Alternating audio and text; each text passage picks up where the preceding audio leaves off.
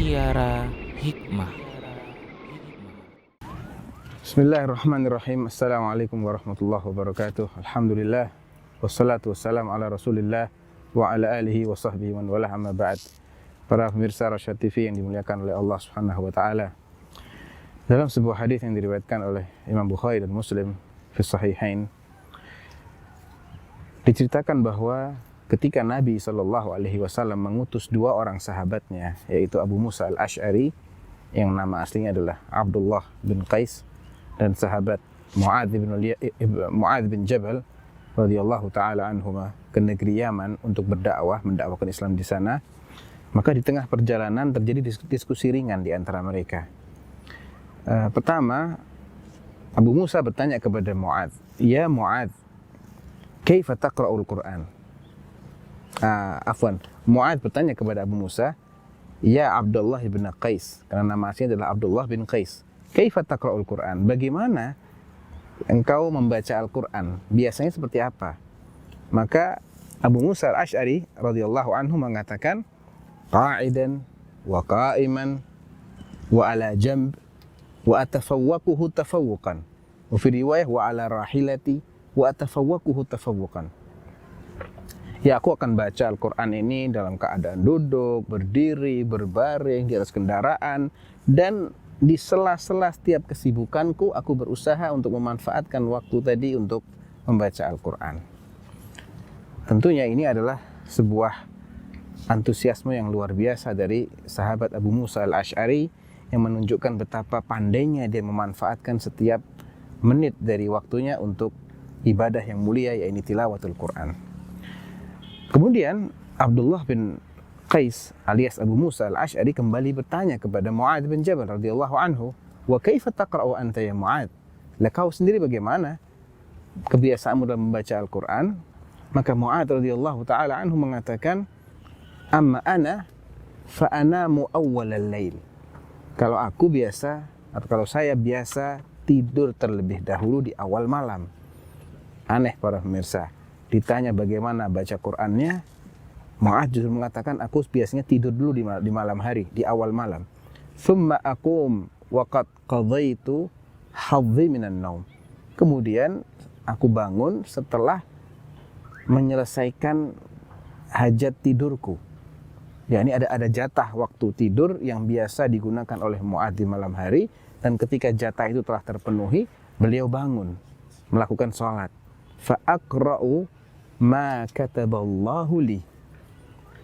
Kemudian barulah aku membaca Quran dalam salatku sebanyak yang Allah takdirkan. Terus di mana letak hebatnya? Di mana keistimewaan cara ini? Jawabnya adalah di bagian terakhir. Fa ahtasibu naumati kama ahtasibu qaumati. Akan tetapi aku senantiasa ihtisabul ajr, mengharapkan pahala melalui tidurku sebagaimana aku mengharapkan pahala melalui qiyamul lailku. Jadi para pemirsa yang dirahmati oleh Allah, inti dari bagaimana kita bisa menjadikan kebiasaan kita, aktivitas sehari-hari kita agar bernilai ibadah adalah pada niat, pada ihtisabul ajr. Ketika kita mampu menghadirkan niat bahwa tidurku ini, ya Allah, aku niatkan agar aku memberikan hak tubuhku untuk istirahat, maka ini adalah ibadah. Karena Nabi SAW menyuruh kita untuk memberikan hak tubuh kita. Wali jasadika alaika haqqan fa'ati kulladzi haqqin haqqah. Tubuhmu juga punya hak terhadapmu, maka berikanlah hak masing-masing, hak tubuh, hak keluarga, haknya Allah Subhanahu wa taala. Apabila kita niatkan tidur sebagai wasilah agar kita semangat qiyamul lail, maka tidur kita ini pun akan bernilai ibadah. Tidak ada satu menit pun yang kita lewatkan dalam keadaan tidur, melainkan Allah akan berikan pahala. Luar biasa kan? Sama-sama tidur, sama-sama menghabiskan sekian jam di malam hari, akan tetapi yang satu dicatat melakukan amal soleh, yang satu lagi pena terangkat darinya. Tidak ada kebaikan sedikit pun yang bertambah, walaupun dia juga tidak dosa.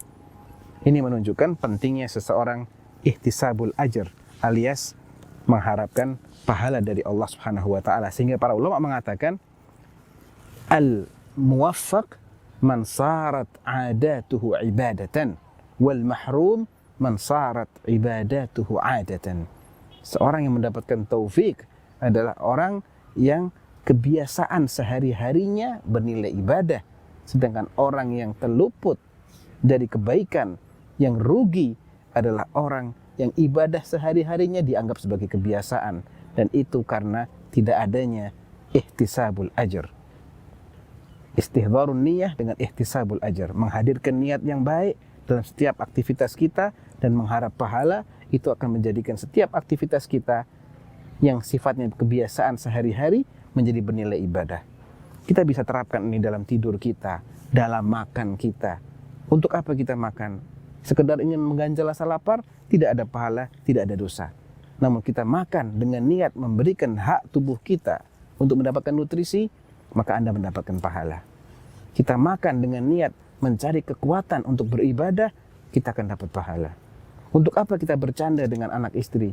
Sekedar bercanda sebagaimana kebutuhan manusia biasa, tidak ada dosa, tidak ada pahala. Namun kita bercanda dalam rangka memasukkan, menggembirakan sesama muslim, maka ini adalah ibadah yang agung. Di antara yang dicintai oleh Allah adalah idkhalus surur fi qalbil muslim, membahagiakan hati seorang muslim.